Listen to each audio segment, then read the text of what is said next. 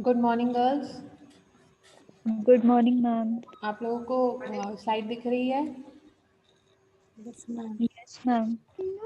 Yes ma'am. Okay, चलिए आगे। आज हमें क्या पढ़ना है वो देखते हैं। राइट्स पढ़ रहे थे कल हम बेलमेंट में। हाँ, rights and duties of bailor and bailee पढ़ रहे थे, राइट? कि स्टार्ट करना था? नहीं, हमने यही स्टार्ट किया था, फर्स्ट पॉइंट पढ़ा था बस। Yes ma'am. चलिए, तो अब सेकंड पॉइंट पे आते हैं। To bear extraordinary expenses of bailment. ठीक है, सेकंड ड्यूटी। अभी हम क्या पढ़ रहे हैं? Duties of baler. पहले हम ड्यूटीज पढ़ेंगे, फिर हम राइट्स पर आएंगे। ठीक है, तो फर्स्ट ड्यूटी क्या थी? To disclose the known facts. तो जो बेलर है, जो कॉन्ट्रैक्ट कर रहा है या जो अपने गुड्स का प्रोडक्ट वो पोजेशन दूसरे को दे रहा है, उसका फर्स्ट ड्यूटी है कि अपने गुड्स के बारे में जो भी फैक्ट्स हैं वो बेली को कम्युनिकेट करे। ठीक है, सेकंड ड्यूटी है to bear expenses of bailment. The bailee is responsible to bear ordinary and reasonable expenses of the bailment, but for any extraordinary expenses, it is the bailier who is responsible. Example देखते हैं। Rajni used to leave her daughter in a creche for ₹100 a day। ठीक है, crash is a place जहाँ पे बच्चों को day care की तरह, जैसे अगर पेरेंट्स को काम पे जाना होता है तो वो अपने बच्चों को उस जगह पे छोड़ देते हैं। ठीक है ना, they take care of the children. So Rajni use to leave her daughter there. ठीक है, और पर डे चार्जेस कितने थे? ₹100 उनके। One day, her daughter became sick and was taken to the hospital by the creche owner, and the owner paid the medical bills। ठीक है, एक दिन क्या हुआ, जब वो छोड़ के अपनी बेटी को वहां पर गई तो उनकी बेटी बीमार पड़ गई। तो क्रेच ओनर ने, जो केयर टेकर था, उन्होंने क्या किया, उनको हॉस्पिटल में भर्ती किया और जो भी पैसे लगे वो उन्होंने पे कर दिए। ठीक है, जो केयर टेकर था उसने ये पैसे पे किए। Okay, as this is an extraordinary expense, therefore it is the duty of Rajni to reimburse the crèche owner all the medical expenses। ठीक है, तो ये कोई नॉर्मल सर्कमस्टांसेस नहीं हुए कि वो बीमार पड़ गए ना, रोज तो वो बीमार नहीं पड़ती होगी। अगर मान लो कि कोई ऐसा खर्चा होता कि जैसे उसको वहां पे जो भी टॉयज हैं वो टॉयज चाहिए या टॉयज उसने तोड़ दिए। ठीक है, ये सब नॉर्मल खर्चे हो जाते हैं उनके, ऑर्डिनरी एक्सपेंसेस। ठीक है, तो वो क्रैश ओनर की रिस्पॉन्सिबिलिटी थी कि भाई टूट गया तो आपको पता ही था कि बच्चे तो तोड़ेंगे, बट उनके बीमार पड़ने पे उनको हॉस्पिटल में एडमिट करना और वो बिल्स पे करना उनकी रिस्पॉन्सिबिलिटी नहीं है, क्रैश ओनर की।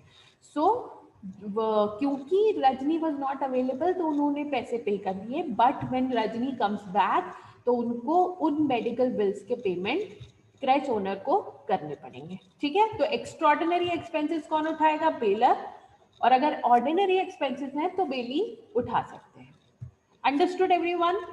यस। No ma'am. व्हाई? इसमें क्या इतना डिफिकल्ट है?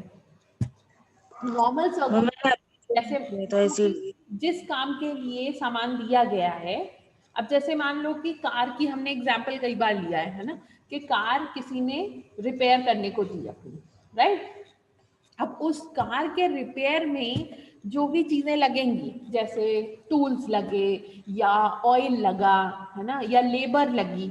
अब लेबर से काम जब हम उस कार पे करवाएंगे, वो ऑलरेडी गैराज ओनर को पता है कि किसी ना किसी लेबर से तो उसमें काम करवाना पड़ेगा, मैकेनिक से, है ना। तो वो ऑर्डिनरी एक्सपेंसेस हैं। तो गैराज ओनर उतने पैसे लेगा जितने रिपेयर में लगेंगे। ठीक है, और उसकी सैलरी नहीं लेगा वो कार ओनर से। मान लो मैंने अपनी कार तुम्हें दी रिपेयर करने को, तो आप अपना एक एम्प्लॉय अपॉइंट करोगे जो कार को रिपेयर करेगा, राइट? उस एम्प्लॉय की सैलरी मुझसे थोड़ी लोगे, उस एम्प्लॉय की सैलरी तो आपकी रिस्पॉन्सिबिलिटी है। पर मान लो कि मेरी कार में कोई पार्ट रिप्लेस करना पड़ता है ना, उस पार्ट के कॉस्ट आप मुझसे लोगे, क्योंकि वो एक्सपेक्टेड नहीं था, वो एक्स्ट्रा ऑर्डिनरी कॉस्ट है जो अलग से मेरे लिए किया गया है, ठीक है? तो अगर कोई ऐसा एक्सपेंस उठाया जाता है बेलमेंट के अंदर जो स्पेसिफिकली मेरी वजह से उनको इनकर हुआ है, वो चीजों का एक्सपेंस मैं पे करूंगी, बट नॉर्मल एक्सपेंसेस मैं पे नहीं करूंगी, ठीक है? जैसे मान लो कि अब कार रिपेयर हो रही तो लाइट ऑन है, तो लाइट का खर्चा मैं थोड़ी दूंगी। अंडरस्टूड? Yes, ma'am. हाँ, एक्स्ट्रा ऑर्डिनरी जो एक्सपेंसेस हैं, जो अलग से अनएक्सपेक्टेड एक्सपेंसेस हो रहे हैं, वो बेलर पे करेगा, बाकी नॉर्मल एक्सपेंसेस बेली खुद पे करेगा। अंडरस्टूड? चलिए आगे बढ़ते हैं।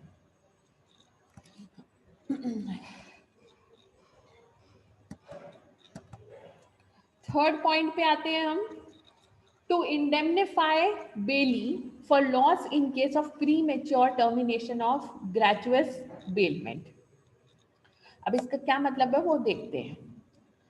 इफ अ ग्रेचुअस बेलमेंट हमने कल देखे थे कि दो तरह के होते हैं, कैसे? One for the benefit of bailor and one for the benefit of belly. If a gratuitous bailment is terminated by the bailer before the specified time, then any loss the bailer incurs due to such termination shall not be borne by the bailer. ठीक है? However, if the loss suffered by bailee exceeds the benefit he or she has derived from bailment, then in such a case the bailer shall indemnify the bailee. अब example देखते हैं, तभी हमें ये समझ में आएगा कि हम क्या बातें कर रहे हैं। दीपक्स relative had come to Delhi on vacation. He had no vehicle. ठीक है? दीपक के कुछ रिलेटिव दिल्ली आए हैं वेकेशन के लिए और उनके पास गाड़ी नहीं है। So he borrows his friend's car for 2 days. ठीक है? 2 दिन के लिए दीपक ने क्या किया, अपने फ्रेंड से कार बोरो कर ली कि भाई मेरे रिलेटिव्स आए हैं, उनको घूमना होगा, तुम अपनी कार कुछ दिन के लिए मुझे दे दो। He filled up the petrol tank for ₹200. ठीक है? उसने उसमें फ्यूल भरवा दिया। The very next day, his friend came to take the car back. Hence, the friend was liable to pay the petrol cost to Deepak, as he later incurred a loss of ₹200 due to the premature termination of the contract of bailment. ठीक है? तो यहाँ पे क्या बात हो रही है कि उसने 200 रुपए का फ्यूल डलवा दिया, उसने 2 दिन के लिए कार ली थी, बट 1 दिन बाद ही जिसकी कार थी वो फ्रेंड वापस आ गया और बोला कि मुझे मेरी कार वापस चाहिए है, ठीक है? और वो कार ले गया। अब दीपक ने उसमें जो फ्यूल डलवाया था वो तो कार के साथ चला गया, है ना? तो the friend is liable to pay, मतलब फ्रेंड को की रिस्पॉन्सिबिलिटी बनती है कि वो पैसे उसको वापस दे जिसका उसने फ्यूल डलवाया है, दीपक को। ठीक है? क्यों? क्योंकि प्री मेच्योर टर्मिनेशन हुआ है, अभी तक कॉन्ट्रैक्ट पूरा नहीं हुआ था और फ्रेंड ने उस कॉन्ट्रैक्ट को क्या किया, टर्मिनेट कर दिया। ओके? इसमें कोई कंफ्यूजन है किसी को? No, ma'am. तो बहुत ही सिंपल था। Yes, ma'am. ठीक है? तो टाइम पूरा होने से पहले या कॉन्ट्रैक्ट पूरा होने से पहले अगर कोई भी पार्टी टर्मिनेट कर दे, मतलब बेलर अगर टर्मिनेट कर दे अपनी कॉन्ट्रैक्ट को, तो उसे उसका पैसा वापस करना पड़ेगा। ठीक है? जो भी उसने कॉस्ट इनकर करी है। देन नेक्स्ट पॉइंट पे आते हैं, to receive back the goods. Once the purpose for which the goods were bailed out have been fulfilled, it becomes the duty of the bailer to receive back his or her goods from the bailee. ठीक है? He cannot refuse to take back the goods. However, if the bailey refuses to take back bailor refuses to take back the goods, then the bailey is entitled to receive compensation for the expenses he or she incurs in keeping the goods in his or her custody. ठीक है, तो काम हो जाने के बाद baler की responsibility बनती है कि वो वापस भी ले सामान. ठीक है, जैसे मान लो कार रिपेयर करने को दी और मैं वापस उठाने ही नहीं गई कार, तो जो कॉस्ट बेली को उठानी पड़ेगी मेरे कार की देखभाल करने के लिए या उसको रखने के लिए, वो कॉस्ट भी मुझे ही उठानी पड़ेगी. ठीक है ना. अब एग्जाम्पल देखते हैं. Reena had left her car at her neighbours place for 2 days. ठीक है, 2 दिन के लिए वो अपने पड़ोसी के घर अपनी कार छोड़ के गई, सॉरी कैट छोड़ के गई. As she was going out of town, once she came back, it was her duty to fetch the cat back from the neighbor's place. तो 2 दिन बाद वो वापस आ गई, तो उसकी रिस्पॉन्सिबिलिटी क्या बनती है कि वो नेबर के यहाँ से जाकर कैट को वापस लेके आए. ठीक है, अगर वो नहीं लाती है और उस कैट की वजह से उन नेबर के यहाँ कोई नुकसान हो जाता है, तो वो कॉस्ट भी किसको उठानी पड़ेगी? किसको उठानी पड़ेगी? रीना को. रीना को. Very good. ठीक है, चलिए नेक्स्ट आगे बढ़ते हैं. To indemnify the bailee if the title of the goods is defective and due to that the bailey suffers a loss, then the bailor is responsible to the bailey for the loss suffered by him or her. Krishna found a watch on the road and picked it up. Okay, तो कृष्णा को एक घड़ी मिली रास्ते में पड़ी हुई. He sold it to Rani for 100 rupees. ठीक है, उसने क्या किया, उसको तुरंत रानी को बेच दिया 100 रुपए में. The watch was not in working condition, so Rani got it repaired for ₹50. अब वो जो घड़ी उसने 100 रुपए की खरीदी रानी ने, वो काम नहीं कर रही थी, तो उसने क्या किया, उसको रिपेयर करवाया और उसमें उसके कितने पैसे लगे? 50 rupees. Later, the real owner of the watch came and claimed back his watch from Rani. ठीक है, बाद में क्या हुआ, जिसकी वॉच गिरी थी वो वापस आ गया रानी के पास कि वो वॉच मेरी है, मुझे दे दो. Rani was entitled to be reimbursed for the loss suffered by her in purchasing and using the watch from Krishna the bailor. ठीक है, तो जो पैसे, जैसे 150 रुपए का उसको नुकसान हो गया, उसने 100 रुपए की वॉच खरीदी, 50 रुपए उसने रिपेयर पे खर्च किए, तो 150 रुपए हो गए. अब उसको वॉच भी नहीं मिली, वॉच तो जिसकी थी वो ले गया. So Krishna will be forced to pay Rani this amount. ठीक है, 100 रुपए और 50 रुपए दोनों कृष्णा को पे करने पड़ेंगे. अंडरस्टूड? Yes ma'am. चलो नेक्स्ट पे आते हैं.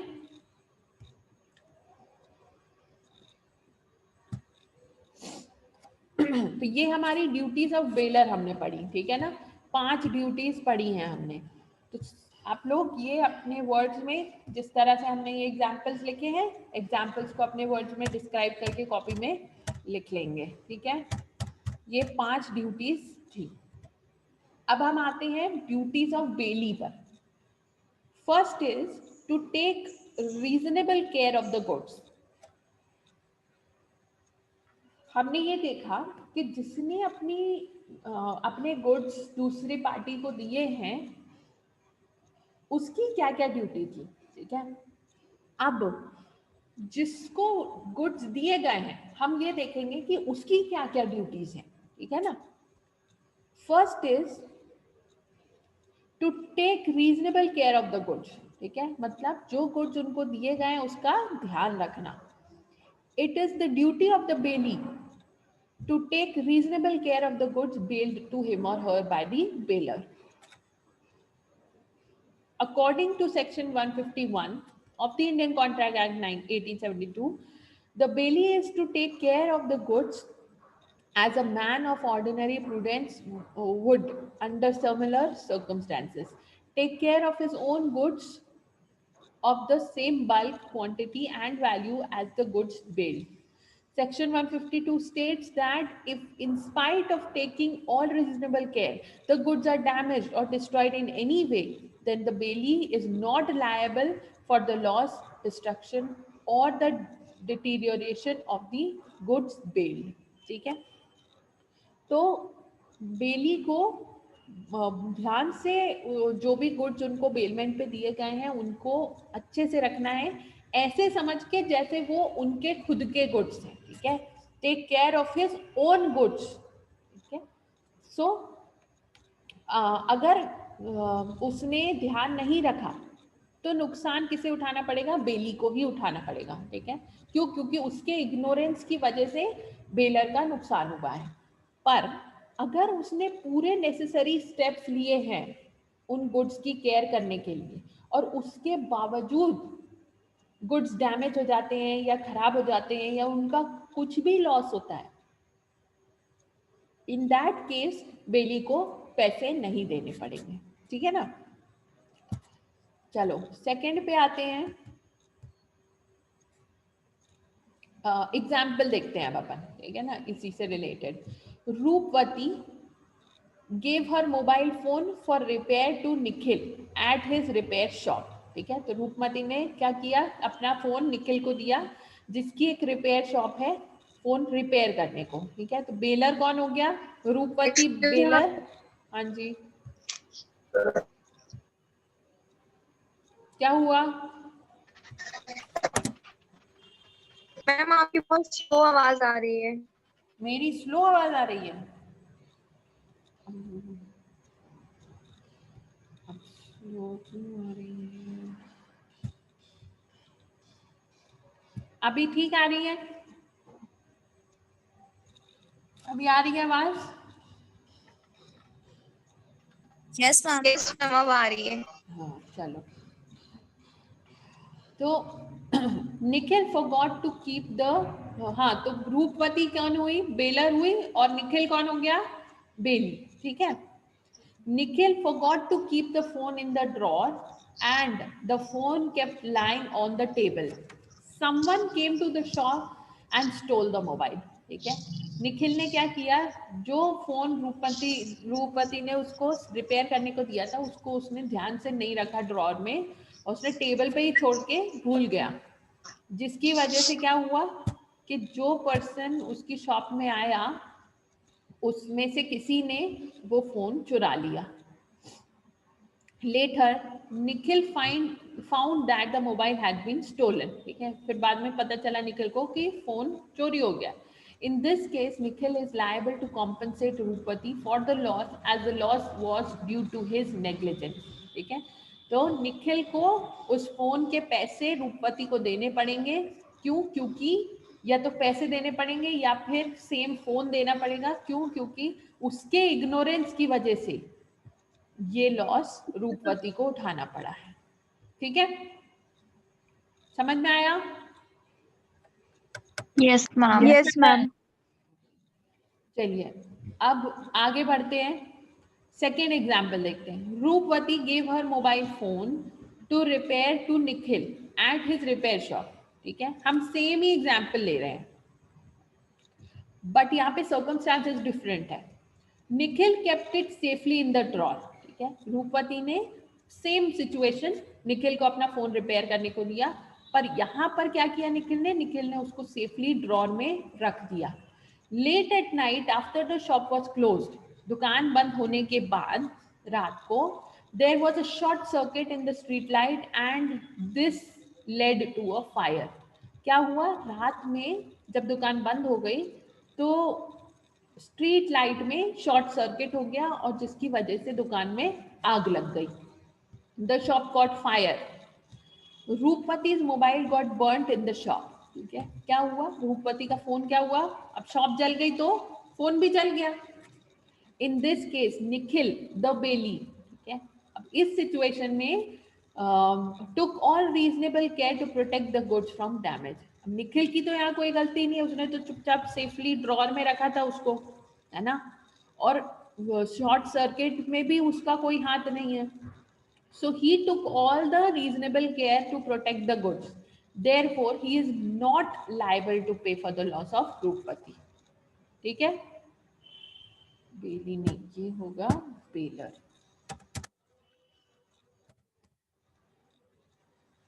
All right? So यहाँ पर क्योंकि निखिल की कोई गलती नहीं थी और फिर भी लॉस हुआ है, तो ऐसी सिचुएशन में रूपवती को बेलर पैसे नहीं देगा, बेली पैसे नहीं देगा. Is that clear to everyone? Difference between the two examples? Yes, ma'am. Yes, ma'am.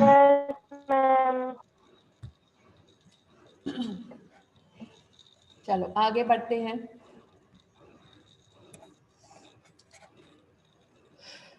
Not to make any unauthorized use of goods. The bailee is not to use the goods in a manner which is inconsistent with the terms of the contract.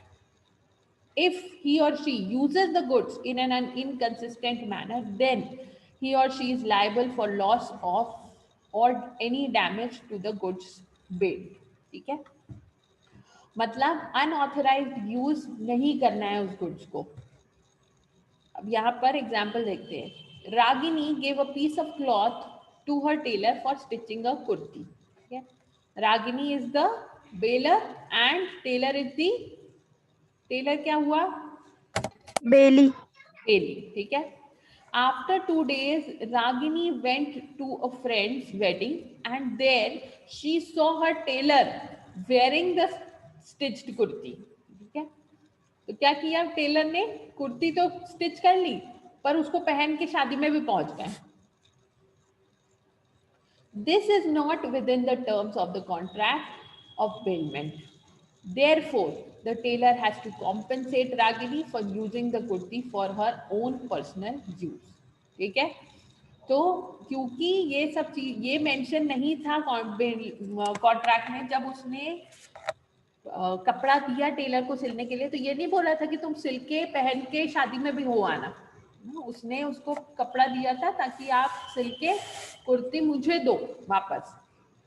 But उसने क्या किया, उसने अपने personal use के लिए use कर लिया. और इस चीज के लिए टेलर को क्या करना पड़ेगा? रागिनी को कॉम्पनसेशन देना पड़ेगा. ठीक है. या तो दूसरी कुर्ती देनी पड़ेगी या उसको ड्राई क्लीन करवा के देना पड़ेगा, जो भी वो टर्म्स डिसाइड करें. फिर अंडरस्टूड? Yes, ma'am. ओके. चलो आगे बढ़ते हैं. Third point. उसके बाद फिर हम इसमें 3 अलग अलग पॉइंट्स हैं, बाकी के फिर हम कल करेंगे. ठीक है ना? चलो थर्ड पॉइंट देखते हैं. अभी तक हमने क्या क्या देखा? हमने 2 पॉइंट्स देखे हैं. फर्स्ट की take reasonable care of the goods and second क्या था? Not to make unauthorized use of goods. Third पे आते हैं. Not to mix goods bailed with his or her own goods. The bailee is to keep the goods bailed to him or her separately from his or her own goods. ठीक है. If the bailee mixes the goods with his or her goods, अब अगर जो भी bailment के अंदर goods उसको दिए गए हैं उसे वो सेपरेट रखना है. ठीक है. अपने गुड्स के साथ मिक्स नहीं कर देना है. अगर मान लो कि वो मिक्स कर दे तो उस सिचुएशन में क्या क्या होगा? फर्स्ट क्या कंडीशन है? With the bailor's consent. ठीक है. मतलब उसने मिक्स कर दिया पर बेलर की कंसेंट भी ले ली, जिसका सामान था उसकी परमिशन भी ले ली.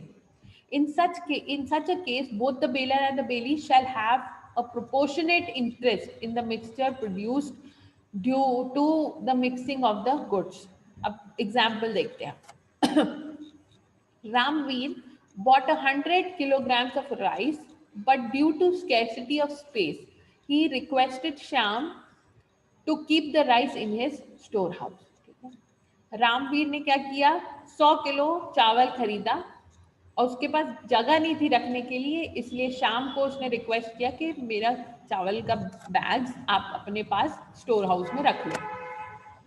Shyam's store house was already filled with rice. ठीक है. श्याम के स्टोर हाउस में क्या था, ऑलरेडी बहुत सारे चावल रखे हुए थे। When Ramveer's rice was kept in the storehouse, it got mixed with Shyam's rice. ठीक है, तो क्या हुआ, रामवीर का राइस क्या हुआ, उनके राइस के साथ मिक्स हो गया। Whenever Ramveer wants the rice back, he will get his share of 20 kilos from the whole bulk. अरे 20 नहीं, 100, क्योंकि हमने 100 किलो की बात की थी ना, जिसने 100 किलो खरीदे थे। हाँ, तो जब भी अब उसने मिक्स तो कर दिया, पर जब उसको वापस चाहिए होंगे रामवीर को, तो उसे उतनी ही क्वांटिटी उन्हें नाप कर शाम को देनी पड़ेगी। ठीक है, सेकेंड सिचुएशन आ जाती है जब without the bailor's consent the goods can be separated. अब यहाँ पे हमने क्या किया था फर्स्ट सिचुएशन में कि बेलर से कंसेंट ले लिया था, शाम से रामवीर ने खुद रिक्वेस्ट किया था कि मेरा सामान तुम अपने स्टोर हाउस में रख लो अपने चावल के साथ। यहाँ पर कंसेंट नहीं लिया गया है। In this case, the bailee is liable to bear the expenses of separation as well as the damage caused to the bailed goods due to such a mixture. जो भी नुकसान होगा मिक्स करने की वजह से वो किसे उठाना पड़ेगा, बेली को। क्योंकि उसने बिना पूछे मिक्स कर दिए हैं goods. Ramvir bought 100 kilos of rice of wheat, but due to scarcity of space he requested Shyam to keep the wheat in his storehouse. Same situation, बस वहां पे राइस था, हमने यहाँ पे क्या किया, wheat खरीदा। Shyam's storehouse was already filled with rice. ठीक है, अब श्याम के स्टोर हाउस में हमें पता है कि क्या रखा हुआ था,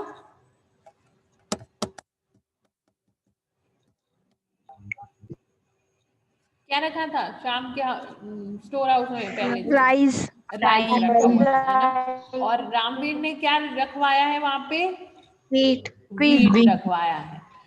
When Ramveer's wheat was kept in the storehouse, the wheat got mixed with Shyam's rice. ठीक है, क्या हुआ, रामवीर ने अपना wheat रखा तो वहां पे स्टोर हाउस में, पर वो क्या हुआ, चावल के साथ मिक्स हो गया। Whenever Ramveer wants to get his wheat back, Shyam has to separate the wheat from the rice, and the expenses incurred for separating the two will be borne by Shyam. ठीक है, तो श्याम ने क्या किया, रखवा तो लिया व्हीट को चावल के साथ, पर वो मिक्स हो गया। तो जब रामवीर वापस अपना सामान मांगेगा, तो क्योंकि श्याम ने चावल के साथ मिक्स करके उसको रख दिया है, तो उसको व्हीट को अलग करवाना पड़ेगा, मतलब चुन के चावलों में से अलग करवाना पड़ेगा, और जो भी खर्चा आएगा उसको अलग करवाने का, वो भी किसे उठाना पड़ेगा, श्याम को। क्यों, क्योंकि उसकी गलती की वजह से मिक्स हुआ है। ठीक है,